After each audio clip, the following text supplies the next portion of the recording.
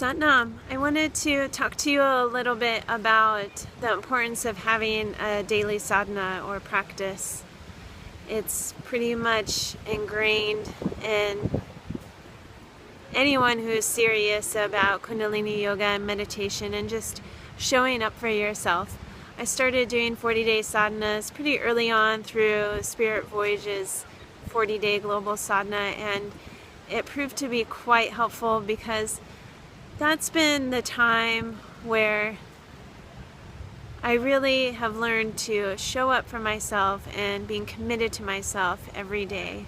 Oftentimes it's in the morning, so I can really see all of those weaknesses and strengths, bringing them up to the surface and just being ready and willing to be transformed from darkness into light. I'm ready to start my day and listen to my soul, do what it says, ideally. So having a daily practice has been really important for me, and I started out with doing very short meditations or kriyas for 40 days, setting myself up for success. Through that, I had to be and continue to learn to be very compassionate with myself. So starting at where your level is at, whether that be starting with a 3-minute meditation or 7-minute or 11-minute or 90 or whatever.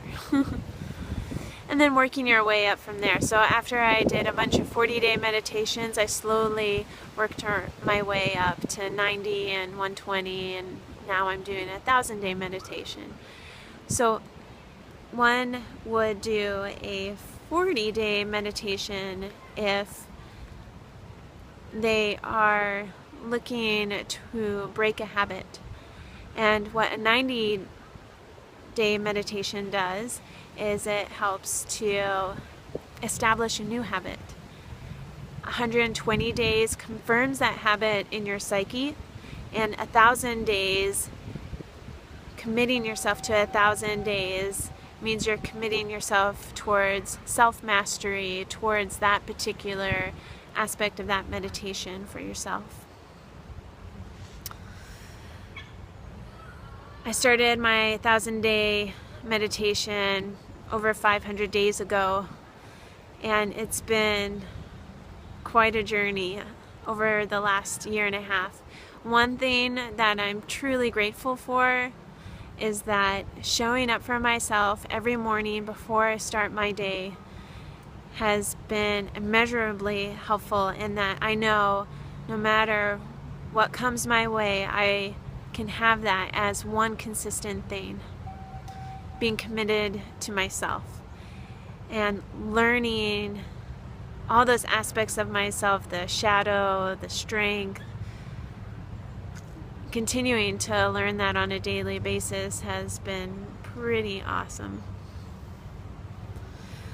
Another thing that I realized and have been witnessing is, at first, the 1,000-day meditation seemed to stir up a lot of stuff in me, and there was a lot of transformation and shifts. And over time, those transformations and shifts seem smaller and smaller to my ego, but it's still doing the job. An analogy I like to put is coming out from the darkness of winter into the sunshine of spring and summer. At first, it's almost like a shock, especially if you live in the Pacific Northwest. As time goes on and you're in the sun a little bit more, it doesn't seem as drastic or dramatic, but yet you're still in the light. And that's been a great metaphor for me, and encouraging my students and friends to stay committed. A hard lesson that I've had to learn is being compassionate with myself through it, and patient with myself, giving it time, not anticipating a certain outcome, but just allowing the meditation to do what it's supposed to do. And every day it's going to be different. Most days the mind can wander and go in 1,000 different directions, and all it is a matter of refocusing yourself and refocusing yourself, recentering, especially during this time of season when spring and summer it gets busy, busy, busy, and also get caught up in the busyness of life with all the activities that we need to do. Anyway, I look forward to hopefully hearing what your sadhana practice is like, whether it's Kundalini or not, and just seeing what kind of experiences you've had with practicing for an extended amount of time or not so much. Just encourage you to set yourself up for success, be compassionate to yourself, and be patient and willing to see whatever comes up. Sadhana.